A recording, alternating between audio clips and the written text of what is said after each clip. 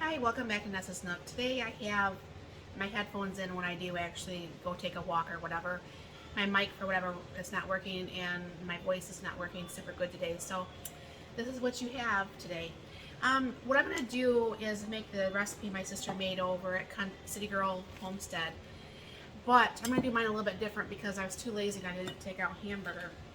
So I'm going to go ahead and start off with throwing a little bit of hamburger in there and some hot water to start to reconstitute my freeze-dried hamburger. So what I'm going to do is drop this down a little bit so you can kind of see what I'm doing here. So what I did is I put a little bit of hamburger in there, and like I said, it's only my husband and I, so I don't need a super big amount. And I'm going to go ahead and turn on the induction stove because that's just easier to cook on than my stove over there when I'm trying to make a video. And I'm still using my onions from the Gordon Food Services because I don't have any, well, I do have other ones. I want to try to use up these ones first, get them out of my freezer. So what I'll do is go ahead and brown up those onions, and then I'll bring you back to finish up the rest of the video. Okay, I'm back, and the onions are pretty much cooked. So what I'm going to do is throw in my freeze-dried hamburger. And you can see in just those few minutes, the hamburger came right up like it was just nothing, which I think is super, super way cool. And then what I'm going to do is put in a half a pint of my canned mushrooms. Now you do need to actually pressure can when you do the mushrooms. I forgot the milk out of it there. But that's not a problem because I do pressure can my stuff that's not acidic. So this is the soup that I made up the other night. I've had it in the refrigerator ever since. And yes, it does have a little bit of mushrooms in there. And I'll stir that up. Now my sister added a little bit of milk because of course I'm not a big fan of super dry food myself, so I get that. That's looking really good. I wish I could actually smell like I used to be able to smell because I really miss smelling and tasting.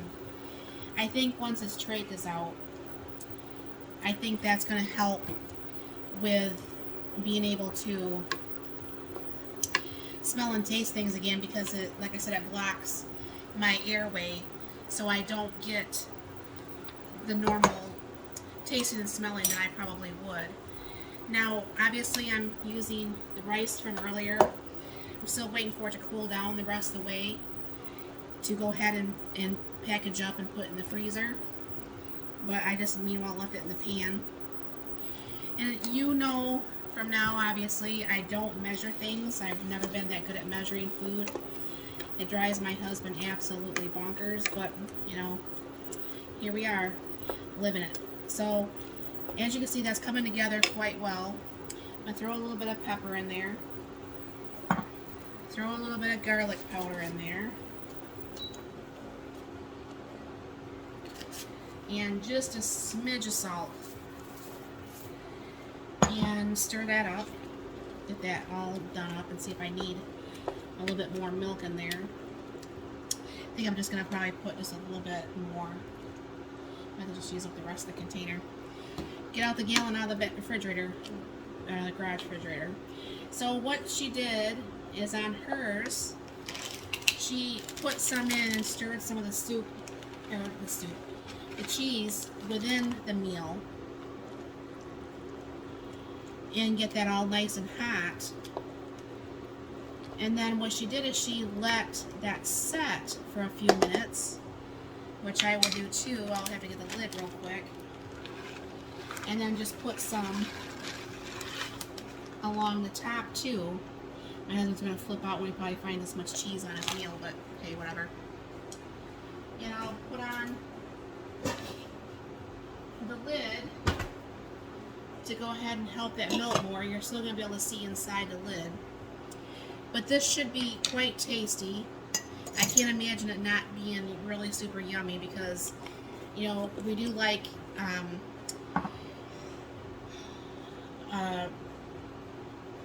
those hamburger, it's beef and the onions and the green peppers and the mushrooms, those sandwiches. So to me, I think this would taste a little bit something like that. I think it would, and I'm just waiting for a little bit for that to melt so you can see.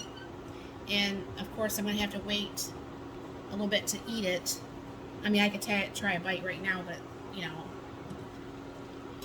and that's kind of melting a little bit. And I'll take a little bite right now with my rice fork. Now, granted, the cheese is not all the way melted, and obviously I can't really taste this all the way. And this should be enough for leftovers, even though my husband doesn't take leftovers to work.